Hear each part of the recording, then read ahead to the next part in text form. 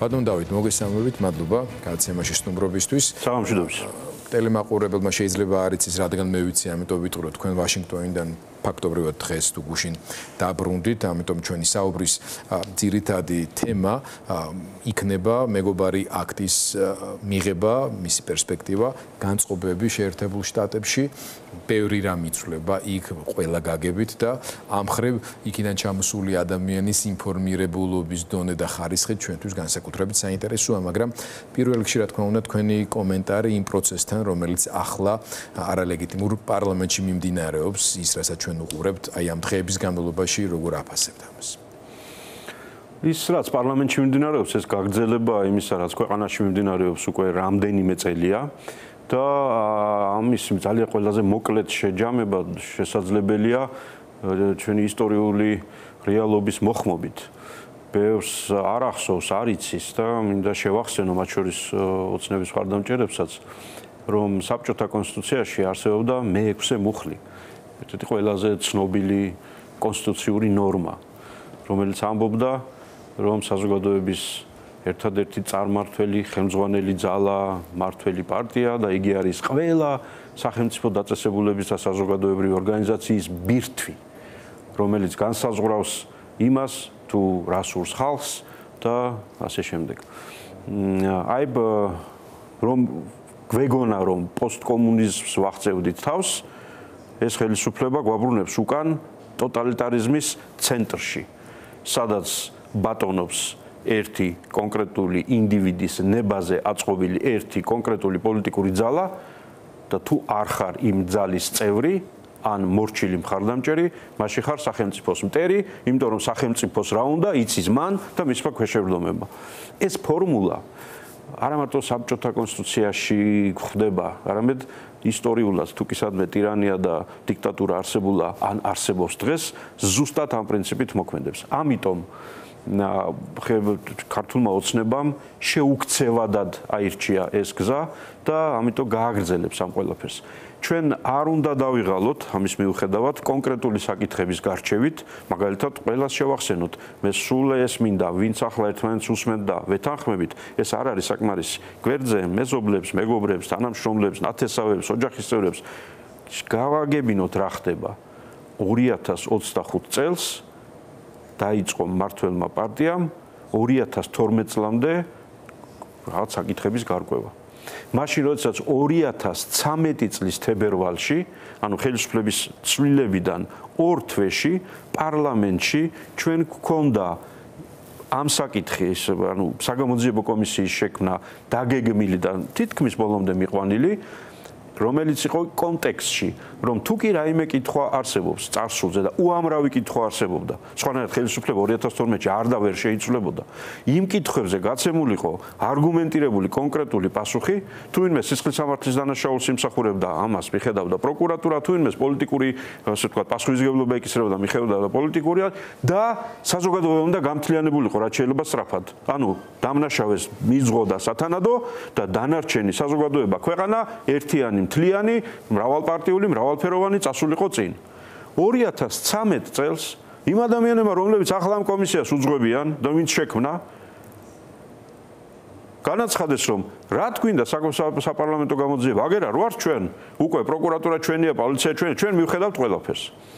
რა მიხედეს, გადაარჩიეს უბრალოდ ხალხი, ვინც მათ ერთგულება შეფიცა, გვერდში დაიყენეს, სასამართლოშიც, პროკურატურაშიც, უსაფრთხოების სისტემაშიც და ყველგან.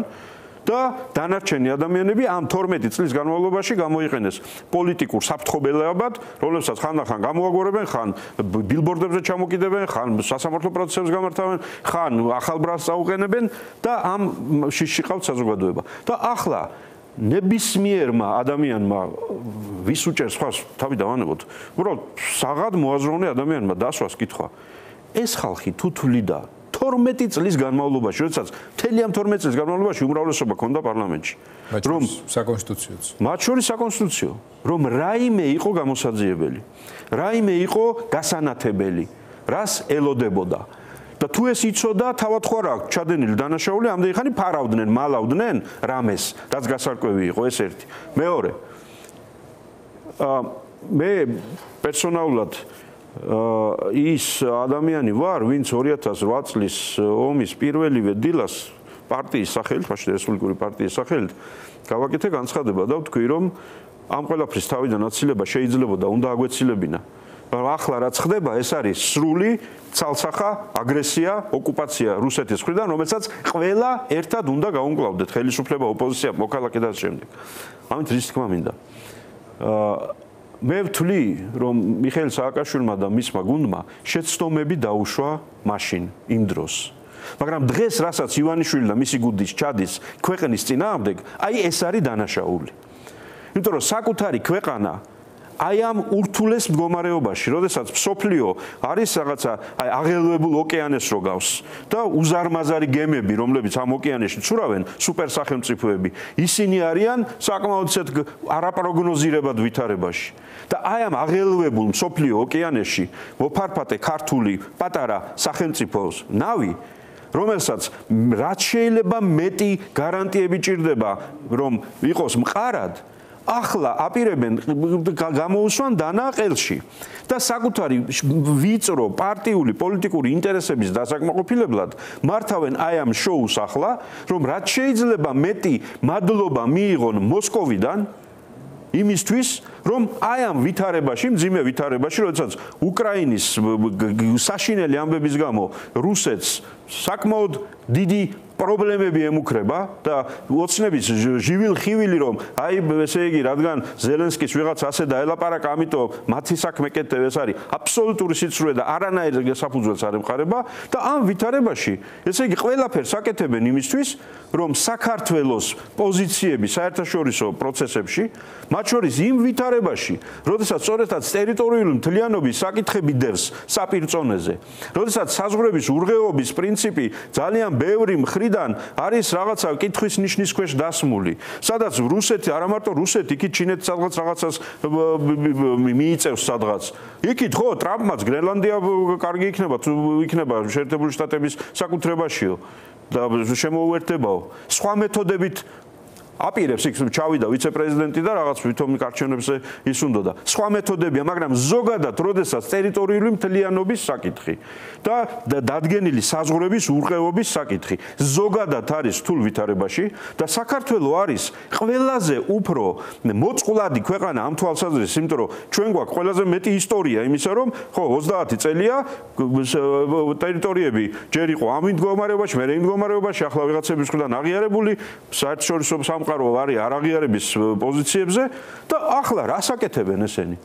რას აკეთებენ ესენი? ესე იგი იჩიჩქნებიან სადღაც სიცრუეზე დაყრდნობით იმისთვის, რომ რა არგუმენტებით შეერაღონ ვინ საქართველოს ტერიტორიული მთლიანობის მომხრე არ არის? მე ისა ბატონ დავით, რაზეც თქვენ საუბრობთ, ალბათ ამის თვალსაჩინოება არის დასმული შეკითხვების ნარატივის შინაარსი და მათი თანმიმდევრობაც. ამ შემთხვევაში შეიძლება ბევრ კითხვა კი არ გაუჩნდეს, პირდაპირ მსგავსება დაინახოს რუსების მიერ წლების განმავლობაში მოყოლებული 2008 წლიდან და 8 წლამდე ამ სამხედრო აგრესიის მზადების პერიოდშიც ერთ-ერთში ჯდება, ერთ-ერთში. მე მოგვიანებით კიდე ვაჩვენებთ ნაწყვეტებს ჩვენ აი ამ სხდომიდან, მაგალითად დღეს ქალბატონი წულუკიანი თავად შეკითხვის ფორმულირებაშიც როგორი კატეგორიული სიმყარით მსჯელობდა ცხინვალის როგორც ქალაქის უტყუარი დაბომბვის ფაქტებზე, ხო? და ასე შემდეგ, არა? რაც შემდეგ არსად არ დადასტურებულა. ძალიან მარტივი ასახსნელი იყო ის სიამდვილეში რა მიმართულებით იყო ცეცხლი მიმართული და შემდეგ კი წადა გენერალმა ამის ახსნა, მაგრამ ამის პარალელურად ის რაც დღეს განსაკუთრებით და ამ დღეებში განსაკუთრებით აღმაშფოთებელი და გამაღიზიანებელია, ის ტონი და დამოკიდებულება, რომელსაც სამხედროების მიმართ იჩენენ და იჩენს ამ კომისიის ხელმძღვანელი და თავმჯდომარე, ხო? აქ სისტემის მიმართ დამოკიდებულებაც ჩანს, ბევრმა აღნიშნა, ვიდეოები გვაქვს ბევრი ნანახი, რუსი FSB-შნიკები დაკითხვაზე როგორ აწარმოებენ ამ დაკითხვას უკრაინელი ოფიცრებისას. ეს ასოციაციები ამოუტივტივდა ბევრს. ეს არის ერთი თემა და მნიშვნელოვანი, ამაზე თქვენ უკვე ბევრი ისაუბრეთ, მაგრამ პარალელურად პოლიტიკური პროცესი მე მგონია რომ საოკუპაციო თემატიკის ნაწილია და ხარკის გადახდა ხდება, თუმცა შეიძლება ზოგმა ეს აღნიშნოს რომ უბრალოდ რუსების გულის მოღების ასე ვთქვათ მორიგი მცდელობა არის, მე მგონია რომ პროცესი გაცილებით შორს არის წასული და გაცილებით მძიმეა ამ შემთხვევაში, მაგრამ ასევე შეიძლება ბევრს ძალიან არაადეკვატურად ეჩვენებოდეს ქართული ოცნების უკვე გამოცხადებული გეგმა არასურვილი ივანიშვილის წინასაარჩევნო, არამედ გეგმა კონკრეტულად როგორ მოხდება პოლიტიკური პარტიების აკრძალვა. თქვენ რო გაიხსენეთ ახლა საბჭოთა კავშირის კონსტიტუციის ის მუხლი, ხო? რა მიზანს ისახავს ოცნება ამ მიმართულებით? თვითმმართველობის არჩევნების პერსპექტივის კუთხით რაიმე ტიპის პრევენციას ახდენს თუ რა შვება? რატომ აკეთებს ამას? განსაკუთრებით თუნდაც ამერიკის შეერთებული შტატების ახალ ადმინისტრაციასთან ურთიერთობების დალაგების პერსპექტივის გათვალისწინებითაც, იმიტომ რომ რაც არ უნდა ძლიერი ლობისტი აღმოაჩნდეთ, იქნება ეს ორბანი, რომელსაც თავის პრობლემები აქვს, რომელიმე სხვა გზა და არხი შეუძლებელია ვაშინგტონიდან ვინმემ ქვეყანაში გაუქმებული კანონის დონეზე პარტიული პლურალიზმის არარსებობის პირობებში ჩინეთის კომუნისტური პარტიის მმართველობის მოდელის პირდაპირ გადმოტანით ამ საქართველოს ხელისუფლების მიმართ რაიმე ტიპის დადებითი, ასე თქვა, დამოკიდებულება გაუჩნდეს. პირველ რიგში რა ხდება, ანუ რა მეგზებით და საშუალებებით ცდილობენ ერთპარტიულობის უკვე კონსტიტუციურ დაკანონებას პრაქტიკულად. და შევხედოთ მოვლენებს. ესე იგი დღეს უკვე გამოგვიცხადეს კომისია შუა მუშაობაშია, ხო, ეს ხედან არ ყვევენ რაღაცები, არ იციან კითხვებზე პასუხობენ, რაღაცებს კითხულობენ. და მოსვაში გამოდის მათ პოლიტიკური ლიდერი ერთ-ერთი და ამბობს, უკვე დაასკვნეს მათ.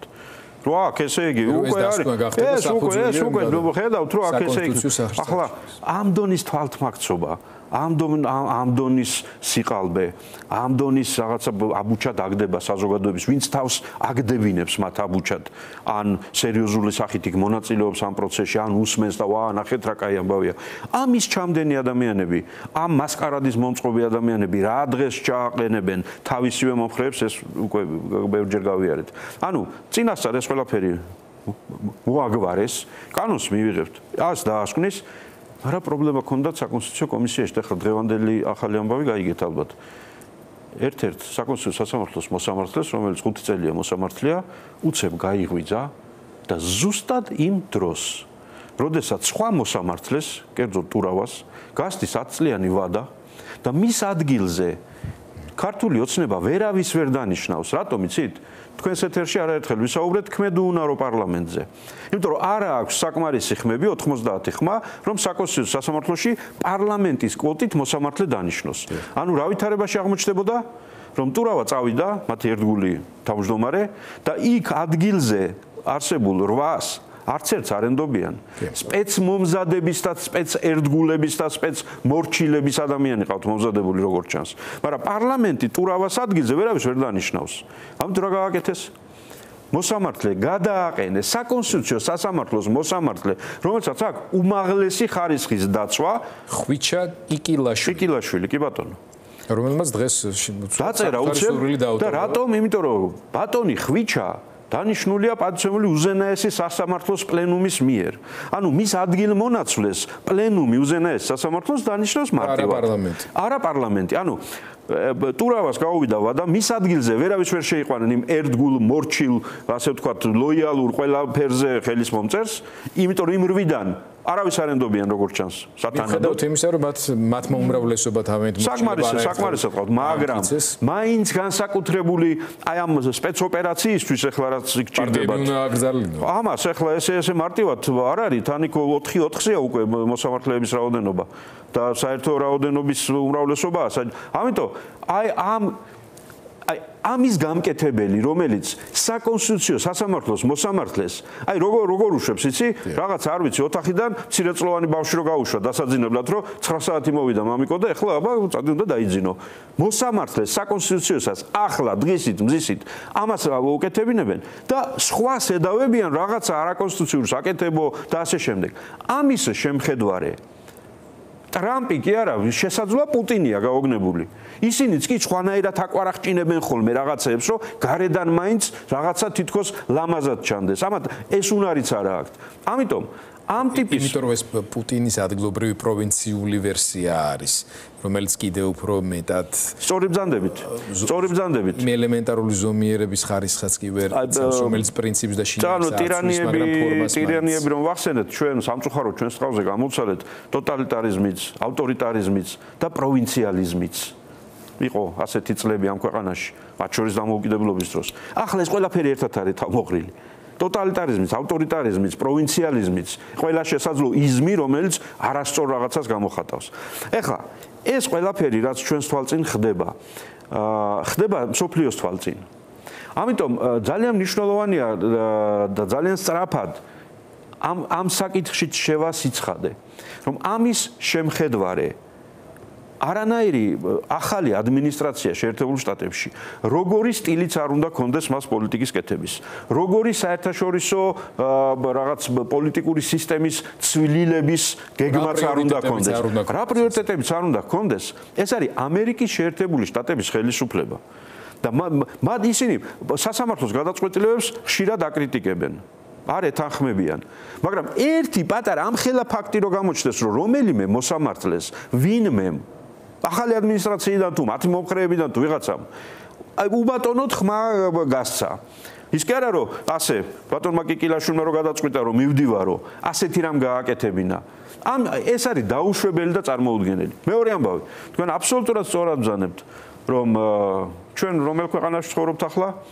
რომელ მთავრობის პირობებში რომელმაც შეერთებულ შტატებთან მოქმედი სტრატეგიული თანამშრომლობის აქტი გააჩერებინა შეერთებულ შტატებს აქამდე მიიყვანა საქმე სამაგიეროდ ხელი მოაწერა პეკინში ჩინეთთან სტრატეგიული პარტნიორობის დოკუმენტს რომელშიც სიტყვა არ არის ნახსენები საქართველოს ტერიტორიულ მთლიანობაზე ჩვენი ტერიტორიების ოკუპაციაზე რუსეთის მხრიდან და ამ ჩინეთი არანაირ ვალდებულებას ამაზე არ იღებს სამაგიეროდ ჩვენმა ბატონმა წინა პრემიერ-მინისტრმა აიღო ვალდებულება რომ ჩინეთთან ერთად დედამიწის ზურგზე გლობალურად ვიბრძოლებთ დასავლური სამყაროს შეერთებული შტატების მიერ და დამკვიდრებული პოლიტიკური სისტემის და სტანდარტების და სხვა რაღაცების წინააღმდეგ.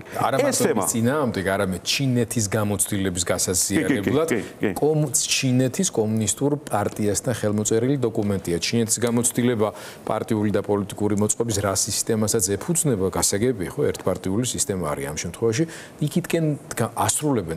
მე რა მგონია იცი რომ მე არ ვიცი როგორი გონება დაბნელებული უნდა იყოს თანამედროვე ქართველი ვისი მომხრეც არ უნდა იყოს ან საერთოდ არავის მომხრე რო არ იყოს ვერ ხედავდეს ფაქტს და ვერ აფასებდეს რომ შეერთებულ შტატებთან სტრატეგიული ურთიერთობის ქარტია შეჩერებულია აღარ მოქმედებს და ჩინეთთან სტრატეგიული ურთიერთობის დოკუმენტი რეალიზდება პირდაპირ გაგებით მათ შორის სხვა პარტიების აკრძალვის და ერთპარტიული სისტემის ჩამოყალიბების კუთხით.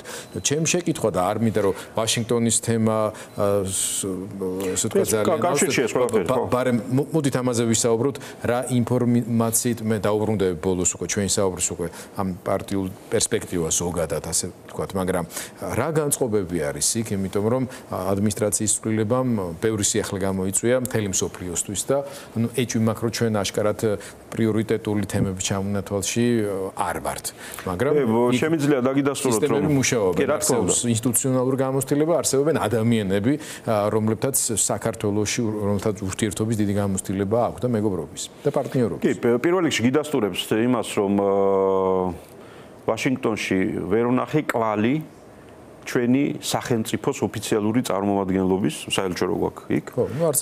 მისი საქმიანობის, საქართველოს ინტერესების დასაცავად, აი იმ ვითარებაში, როდესაც უცებ, ბევრი რამ მოხდა უცებ, ხო ამ ბოლო წლებში, უცებ ჩვენთვის ევროკავშირში წევრობის კარი გაიღო. უცებ მოხდა იმ ტრაგედიის გამო, რაც უკრაინაში დატრიალდა. შეერთებული შტატების ახალი ადმინისტრაციის მოსვლის შემდეგ უცებ რამდენიმე კვირაში, სოფლიოს რამდენიმე წერტილში გაჩნდა სრულად ახალი ვითარებები. და ყველაზე ცხელი წერტილი, ყველაზე აქტიური წერტილი, ეს არის შავი ზღვის რეგიონი, უკრაინის თემა, რომლისკენ არის მოპყრობილი ყველა შესაძლო ძლიერი სახელმწიფოს ასეთი ისეთი ყურადღება. და საქართველოს ხელისუფლება ახერხებს იმას, რომ ამ პროცესებში საერთოდ არ იყოს გამოჩენილი, წარმოჩენილი, ისე რომ არაფერი აქ არ აინტერესებს. აქ ერთ-ერთი დასკვნა შეიძლება. იმ იმედით, რომ მის ინტერესებს იცავს ვიღაცა სხვა. მაგალითად ბატონი კარასინი, რომელიც საქართველოსთან ურთიერთობდა ამდენი ხანი და ახლა მოლაპარაკებებშია რუსეთთან, შეერთებულ შტატებთან. ეს პირველი. ძალიან გთხოვთ ბატონო და ბატონი ბესედა არ დამივიწყოთ. შეიძლება საქართველოს ნაკლებად ცნობილია, მაგრამ ბესედა FSB-ს ზუსტად იმ დეპარტამენტის ხელმძღვანელია, რომელსაც უკრაინა და საქართველო ებარა. უკრაინის როგორ გაართვა თავი Facebook-ში ჩვენ ეს ვნახეთ, მაგრამ საქართველოს როგორ ჩანს წარმატებული кейსია აშკარად რუსეთის საგარეო დაზვერვის და FSB-ს მუშაობის უახლოესი. ჩვენი ხელისუფლების სრული დუმილი და არაფერში არ გამოჩენა, არც სენატში, არც წარმომადგენელთა პალატაში, არც სახელმწიფო დეპარტამენტში, არც უშიშროების საბჭოში, არც ერთ სახლში, არც რა ქვია, think tank-ებში, სადაც მსჯელობებია, ყველაფერი შემოვიარეთ. არსად არ დამხვდა მათი კვალი, რომ საქართველოს ინტერესები. აქ მე არ ვლაპარაკობ ჩემი, თქვენი, სხვისი სახელმწიფო ინტერესები. ეს მაშინ, როდესაც რიადში გამართულ მოლაპარაკებებზე, შეერთებულ შტატებსა და რუსეთს შორის, თავარი თემა ერთ-ერთი იყო რა, შავი ზღვის საკითხები. და ესე იგი იქ მყოფი, რომ ვიყურებოდი გარშემო, განცდა მქონდა, რომ ახლა ესე იგი საქართველო ყველაზე უფრო თურქეთის იმედზადაა ალბათ. იმიტომ რომ თურქეთი არ მიცემს საშუალებას რუსეთს შავი ზღვის ამბავში რაღაცა ხრები ფართოდ გაშალოს, გინდაც შეერთებულ შტატებს კონდეს უფრო ნაკლები ინტერესი შავ ზღვაზე, თუმცა ეს ასე არ არის, რა თქმა უნდა. ეს ერთი ძალიან სერიოზული თემა. მეორე, ყველა ამ დაწესებულებაში კი არის სერიოზული ცვლილებები და ცოტა არ იყოს პოლიტიკის განსაზღვრა ჩამოყალიბებისთვის აღებული პაუზა. რატომ? იმიტომ რომ ისევ ამ ხელისუფლების, ტრამპის ხელისუფლების სტილის გამო და მათი პრიორიტეტების გამო ძალიან ბევრი რამ, რაც ინსტიტუციურად მუშაობდა, რღვევის პროცესშია. ახლა იქ ის რაც ამერიკელებმა საკუთარი თვალით ნახეს, რამდენიმე სააგენტოს ვაშინგტონში, USA-ზე და ჩვენ რესპუბლიკელებს ვლაპარაკობ აქ, მისი დახურვის სტილი და მეთოდი, დეპორტაცია, ანუ ეს არის მე გეტყოდით ასე, რა ვიცი 30 წელზე მეტია მიწევს ძალიან ხშირი ურთიერთობა და ხშირი მგზავრობა. ხო, მე ცოტა არ იყოს სხვა ქვეყანაში ჩასულად მეგონა თავი, იმდენად არა ტრადიციული ვითარებებია, მაგრამ ამ ყველაფრის მიუხედავად მეგობარი აქტის წინ წაწევა სენატში და ამასვე შეთანხმებული ტექსტის, რომელზეც ორივე პარტიამ, რესპუბლიკურმა და დემოკრატებმა, მათმა ლიდერებმა და არა, ვთქვათ, რიგითმა კონგრესმენებმა, ვისაც თავის გამოჩენა უნდა, სერიოზულად მოინდომეს, რომ ეს აქტი ყოფილიყო არა იქ შიდა დებატების საგანი, არამედ კონსენსუსის საგანი. ძალიან წარეცდება ყველა, ვინც თვლის, რომ სენატში ან კონგრესში რაიმე ხდება ისე, რომ ამ შემთხვევაში მართველი პარტიის წინა ხაზი არ არის ინფორმირებული, ან არ არის საქმეში ჩახედული. ამიტომ მეგობარი აქტის წინსვლა ეს ნიშნავს ორ რამეს. ერთი, რომ საქართველოს ქართველი ხალხისადმი მეგობრობა ძალაშია, ამ ხელისუფლებისადმი, შედოთ ქართული ოცნების ხელისუფლებისადმი ის ყველაზე უფრო მკაფიო სიგნალი სანქციებთან ერთად სტრატეგიული შეთანხმების ქარტიის შეჩერება ეს ძალაშია. დანარჩენი ჩვენ გვჭირდება ძალიან აქტიური მუშაობა, მათ შორის ვაშინგტონში, რომ ძალიან ბევრი აქტუალური საკითხის ფონზე საქართველოს თემა არ იყოს მივიწყებული, რაც ქართულ ოცნებას ძალიანაც უნდა, რომ ამ პროცესებში თითქოს საქართველო არ არსებობს. აი იმ დღეებში, როდესაც შეთანხმება ცეცხლშეწყვეტაზე შედგა და მათ შორის შავი ზღვის თემები გვარდებოდა, რა ხდებოდა ჩვენს რეგიონში? ახლა უკრაინა რო ეპიცენტრია და ყველა მიდიმოდის და ელაპარაკება ეს ერთია. თურქეთთან სტამბულში ზარები და ინტენსიური კონტაქტი სახელმწიფო მდივნის დონეზე. სომხეთთან, სომხეთის პრემიერთან ზარები და ინტენსიური კონტაქტი და მანამდე ორი დღით ადრე ბაქოში საერთოდ თავარი მომლაპარაკებლის ვიზიტი და ანუ ამ პროცესიდან ერთადერთი ამოვარდნილი ეს სამწუხაროდ ფაქტია. უბრალოდ როცა თქვენ თქვით რომ მეტი აქტივობა გმართებს, ასე ინდივიდუალურად თქვენც იყავით, შეიძლება ცალკე და ჩვენი საუბრის დასრულს უბრალოდ რო გვეწურება, შემდეგში თუ არ გველოდება, ეს სურვილი ძალიან მნიშვნელოვანია, მაგრამ ვიცი რომ თქვენი პარტიის ლიდერები აქტიურად მონაწილეობენ სალომე ზურაბიშვილის ფორმატში, ასე დავარქვათ ამას და საგარეო ასპარეზზე მაინც არსებობს გარკვეული კოორდინაციის მაღალი ხარისხი, ხო? ამერიკის შეერთებული შტატები ამ მხრივ თითქოს ასე ვთქვათ ყურადღება კი არ აქვს მოკლებული, მაგრამ ასეთი ინტენსივობის კონტაქტები არ შეგვიმჩნევია. თქვენი ჩამოსვლის შემდეგ შედგება ეს კომუნიკაცია ზურაბიშვილთან. პირველ რიგში მცდელობა რომ რეალობად იქცეს. არა, პირველ რიგში ინაგურაციის საერთო დელეგაცია წავიდეს და სალომე ზურაბიშვილის საკმაოდ ინტენსიური იყო ეს კონტაქტები, მაგრამ ხო, მე როცა ვამბობ რომ აქტიურობა საჭირო, კი, რა თქმა უნდა ოპოზიციას გულისხმობ, იმიტომ რომ ხელისუფლება არ აქტიურობს და არც აქტიურებს საქართველოს სახელმწიფო ინტერესების დაცვა, ეს ტერიტორიული მთლიანობა იქნება, უსაფრთხოება იქნება და ასე შემდეგ არის ჩვენი საერთო საქმე. რა თქმა უნდა, თუ კი სადმე რამეში კოორდინაცია ოპოზიციას შორის არის ამ საკითხში. მე ამ შემთხვევაში ვიყავი რაღაცნაირად არა მხოლოდ ლელოს წარმომადგენელი იქ. ვიყავი როგორც ერთ-ერთი ის ადამიანი, რომელიც მათთან რამდენიმე წლის წინ ძალიან აქტიურ თანამშრომლობაში იყო. გარკვეული მანდატი კოლეგებისაგან აი ამ პარტიულ. ჩვენ გვაქვს საერთო პოზიცია, ის საერთო განცხადებები, რაც ოპოზიციას აქვს გაკეთებული ახალ არჩევნებთან დაკავშირებით, პოლიტპატიმრებთან დაკავშირებით, მეგობარი აქტის ხარდაჭერასთან დაკავშირებით, ანაკლიის სპორტთან დაკავშირებით, იცით რომ ახალი აქტია ინიცირებული ჩინეთის გავლენების მქონე პორტებზე სერიოზული მონიტორინგის თაობაზე. ეს ყველაფერი არის დღის წესრიგში და ყველა იმ უწყებაში, რომელიც ჩამოვთვალე, ეს თემები მუშავდება და მე მგონია, რომ მალე გავიგებთ ძალიან მკაფიო პოზიციებს, რომელიც იქნება არა ისეთი, რომ ესე იგი მიხედეთ მათ თქვენ თავს რაც ინათის გიქნიათ, არამედ ისეთი, რომელიც დამატებით ინსტრუმენტებს გააჩენს აი ამ ტირანიასთან საბრძოლველად. მეგობარი აქტის მიღმა აღმასრულებლის თუ საინტერესოა. ველით დიდი ხანია ველით და იმედია კიდევ დიდი ხანი არ მოგვიწევს სამისლო დილი. ბატონი დავით უსუფაშვილი ვაშინგტონიდან დაბრუნებული გვიზიარებდა ინფორმაციასაც და გარკვეულ განწყობებს, რომელიც ჩამოიტანა ჩვენი ერთდროს მთავარი სტრატეგიული პარტნიორი ქვეყნის დედაქალაქიდან, რომელიც იმედია ასეთად დარჩება ყოველთვის.